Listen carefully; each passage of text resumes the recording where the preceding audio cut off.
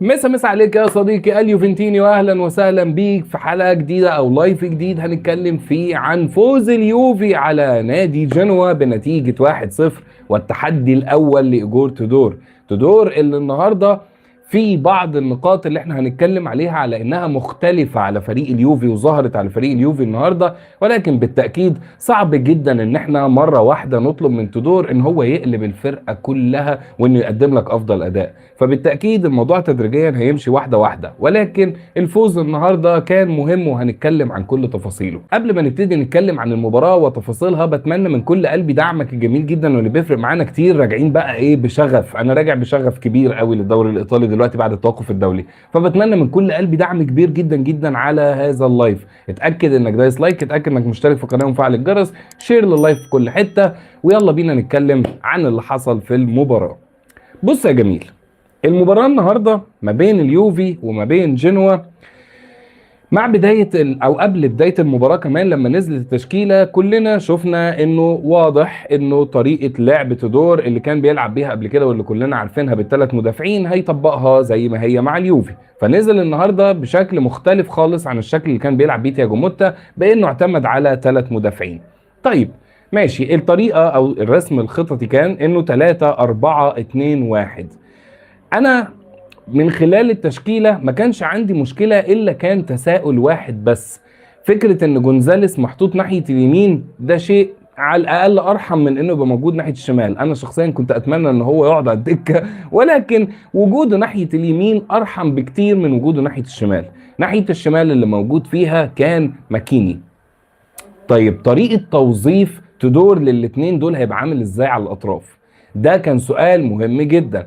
الحاجه التانيه، انت بتلعب 3-4-2-1، الاتنين اللي تحت المهاجم اللي هم كانوا كوب ماينرز ويلدز، ادوارهم هتبقى عامله ازاي؟ هل هيبقوا ملتزمين بالعمق ولا هتخلي ليهم ادوار على الاطراف؟ فكل دي كانت اسئله كنت مستني بدايه المباراه علشان اعرف اجابتها. ومع بدايه المباراه بصراحه شفت بعض الافكار اللي كانت جيده وشفت بعض الثغرات اللي محتاجين نتكلم عليها. مبدئيا خلينا نقسم كلامنا عن اليوفي النهارده لنصين. النص الاولاني يوفي هو معاه الكوره، والنص الثاني يوفي هو مش معاه الكوره. ايه اللي كان بيحصل وايه اللي كان بيعمله اليوفي في الوقت ده؟ مبدئيا خلينا نشرح اليوفي هو معاه الكوره كان بيعمل ايه. اول سؤال من السؤالين اللي احنا لسه قايلينهم هو طريقه توظيف كوب ماينرز ويلدز هتبقى عامله ازاي تحت المهاجم اللي هو فلاوفيتش. النهارده كانت ادوارهم واضحه جدا ان هم ملتزمين بالعمق، وان هم الاثنين بيحاولوا ان هم يعملوا كثافه عدديه مع الزيادات اللي كانت بتحصل من خفرن تورام في بعض الاوقات. كل ده بيخلي انه الى حد ما في كثافه عدديه في العمق. فالفكره انه التزام كوب ماينرز مع يلدز الاثنين في العمق خلى في كثافه عدديه كبيره في عمق الملعب امام فريق متكتل دفاعيا زي جنوا. كان طبيعي جدا انك تحاول تكثف العدد شويه في العمق عشان تحاول تقدر من خلالها انك تخترق بقى من العمق، تسدد من بعيد، تحاول ان يكون في افكار من العمق. ده كلام بالنسبه لي كان تمام وما عنديش اي مشكله، خصوصا انه يلدز النهارده كان متألق. صدقني مش بقول لك كده عشان الهدف اللي هو سجله قد ايه هو هدف جميل، لا هو حقيقي يلدز النهارده عمل ماتش محترم جدا وقدم اداء كويس قوي. فيلدز يمكن كان بارز اكتر وكان مأدي اكتر من كوب ماينرز باعتبار ان الاثنين كانوا تحت المهاجم، ولكن للامانه كان يلدز متفوق اكتر وكان بيقدم اداء حلو. طيب السؤال التاني اللي احنا اتكلمنا عليه من شوية، الاثنين الاطراف هتتعامل معاهم ازاي اللي هم جونزاليس والناحية التانية ماكيني.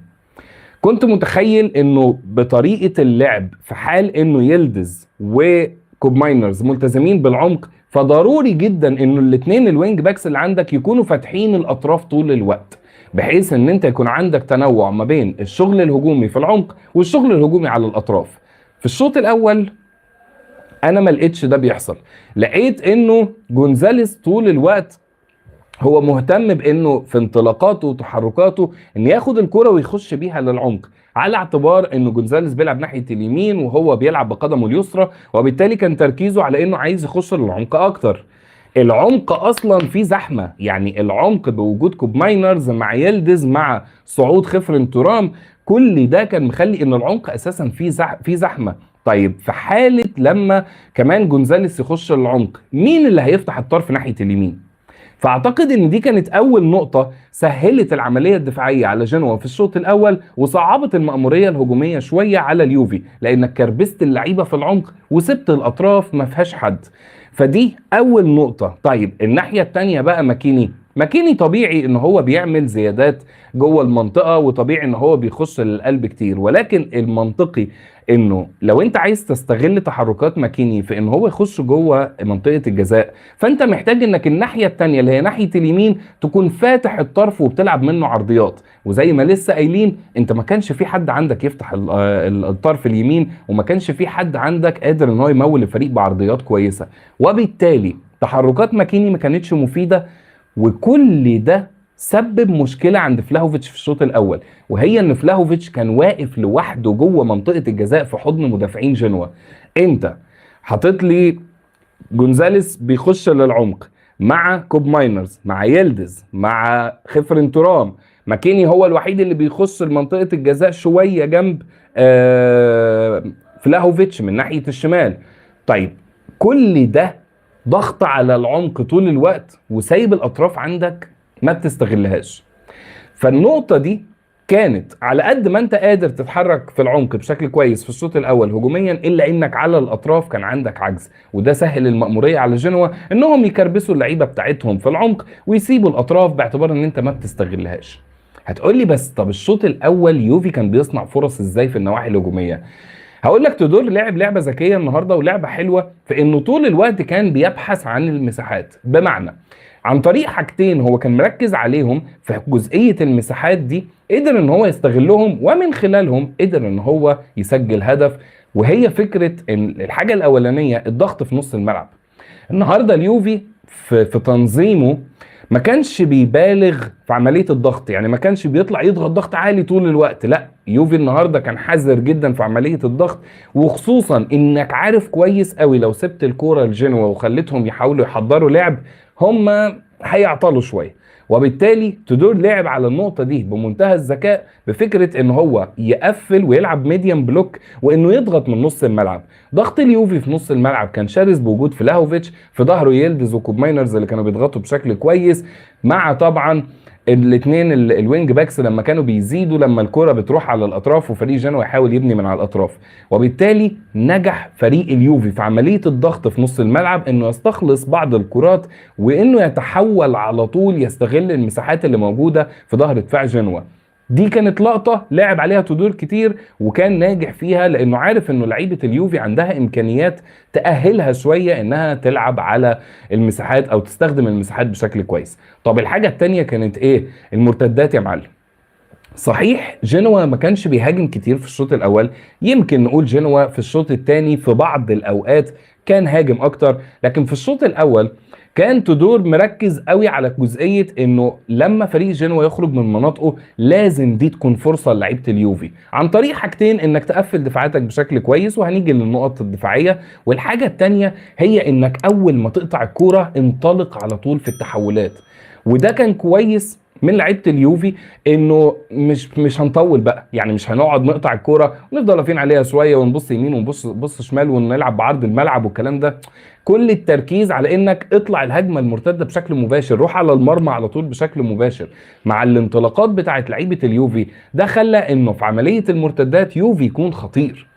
ومن خلال فكرة الاعتماد على المساحات استطاع يلدز بمهارة فردية ممتازة منه بصراحة انه يقدر ينطلق في كورة ويعدي كمان من الدفاع اللي كان قدامه، ويقدر ان هو يسجل الكورة في المرمى في نص الشوط الاول علشان تكون النتيجة 1-0 ويكون ده هدف المباراة الوحيد. فالصراحة افكار تودور ما اقدرش اقول لك انها كانت سيئه، وما اقدرش اقول لك انها كانت ممتازه، كانت افكار جيده نجح من خلالها فعلا ان هو يسجل الهدف، ولكن كان عنده بعض القصور.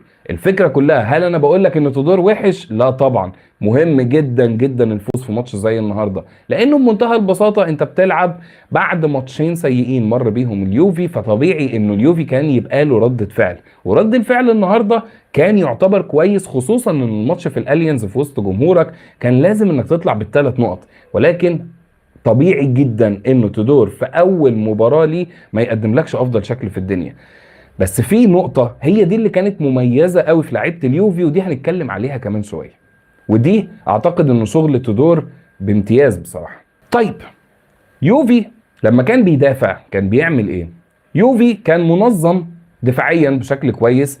كان تركيز تودور في البدايه بوجود جاتي ان هو يكون المدافع الثالث ناحيه اليمين، قبل طبعا لما جاتي يتصاب ويخرج وينزل مكانه كالولو، ان هو دايما يكون بيقدم الدعم الدفاعي ناحيه اليمين في ظهر جونزاليس، على اعتبار انه ممكن يكون جونزاليس ما هواش افضل حاجه سواء في الواحد على واحد او في التغطيه والتمركز والكلام اللي زي كده، الى جانب التركيز كمان على فكره التغطيه العكسيه. ودي نقطه يعني عانى منها شويه اليوفي في الشوط الثاني تحديدا مع كالولو، لكن كالولو الى حد ما كان قادر يتصرف. بس كان معروف انه لو يعني هتعتمد على انه جونزاليس هو اللي يعمل التغطيه العكسيه، اعتقد ان ده كان هيعمل مشاكل كبيره بالنسبه لليوفي دفاعيا. فكان التركيز على انه جاتي في الاول بعد لما جاتي اتصاب نزل وخرج ونزل مكانه كالولو، ان هو اللي يقفل ناحيه اليمين. طيب بص لي على نص الملعب، للامانه خفرن ترام مع لوكاتيلي النهارده قدموا شوط وقدموا ماتش بشكل عام كان جيد جدا، لانه حسيت ان الاثنين على مستوى التمركز كانوا كويسين، والاثنين حتى على مستوى استخلاص الكوره واسترجاع الكوره حتى وهم بيهاجموا. يعني حتى لما اليوفي كان بيهاجم فكره استرجاع الكوره والتعامل مع مرتدات جنوا للامانه كانوا جيدين فيها، ما تحسش ان الوضع كان كارثي، وما تحسش انه المشاكل اللي كانت موجوده في نص ملعب اليوفي سابقا لسه موجوده، رغم ان الاثنين لعبوا جنب بعض كتير، ولكن النهارده تحس فعلا ان الشكل فيه تحسن. مع بدايه الشوط الثاني حسيت انه اليوفي نازل بنفس الطريقه شويه، وانه فريق جنوا عمل حاجه مختلفه في بدايه الشوط الثاني. فريق جنوا ركز على اللعبه دي اظهرت بعض المشاكل البسيطه دفاعيا عند اليوفي، وهي انه جنوا نزل الشوط الثاني مركز قوي على انه يلعب في ظهر الاثنين الوينج باكس اللي هم ماكيني وجونزاليس. طب ليه باتريك فييرا فكر في الموضوع ده، او ليه لعيبه جنوا ركزت على الموضوع ده؟ لانه لو ترجع للي احنا قلناه في الشوط الاول، انه في الشوط الاول جونزاليس كان بيخش للعمق كتير، ماكيني كان بيحاول يخش للعمق، وبالتالي ارتدادهم الدفاعي علشان يقفلوا الاطراف هياخد وقت. وده اللي ركز عليه باتريك فييرا واللي ركزت عليه لعيبه جنوا، ان عايزين نحاول على قد ما نقدر ان نعمل مرتدات على الاطراف، اهرب على الاطراف وانت بتجري، بحيث انك تستغل المساحات اللي في ظهر الاثنين الوينج باكس. وده اللي كان مع بدايه الشوط الثاني بدا اليوفي وهو ماسك كوره شويه، وكان نشيط في النواحي الهجوميه، وكان استقبل بعض المرتدات من اللعبه دي، وبدا التركيز شويه من لعيبه جنوا على فكره الاطراف. وده اللي خلى يعني تودور بعدها فكر تفكير انا بشوف ان هو طالما طلع بالنتيجه اللي هو عايزها يبقى هو تفكير جيد. وهو فكره انه ما عانتش، مش اللي هو طب ايه رايك انتوا هتفضلوا تضربوني بالمرتدات على الاطراف، طب انا هفضل اهاجم زي ما انا بنفس الطريقه. لا، الراجل ما خدهاش عند الراجل مره واحده. كنت بسال نفسي هو ليه عمل كده، انه مره واحده بدا الفريق اليوفي يتراجع تدريجيا لغايه لما ساب الكوره فتره كده لجنوا. فانا حسيت اللي هو ايه يا تودور، انت يعني النتيجه 1-0 لسه بدري، انت ليه مستعجل على فكره انه انا هرجع ادافع؟ طب ما دي كان بيعملها تياجو موتا كتير. لكن مع مرور الوقت ادركت ان تودور بيفكر بطريقه مختلفه. تودور كان عايز بس ان هو يامن نفسه في الوقت ده، لانه في الوقت ده طبعا عيد يا جماعه، الناس بتحتفل وكل حاجه، كل سنه وانتم طيبين يعني، فعادي بومب وديناميت بقى وحاجات، ما احنا كنا اطفال برضو وكنا بنعمل الحاجات دي فقشطه يعني. ف تودور كان فاهم كويس انه في الوقت ده لعيبه جنوا كانت قادره تخترق الدفاعات بتاعته عن طريق الاطراف، وكانوا قادرين، مش هقول لك انهم يعملوا فرص هجوميه يعني، بس يبقى في محاولات هجوميه.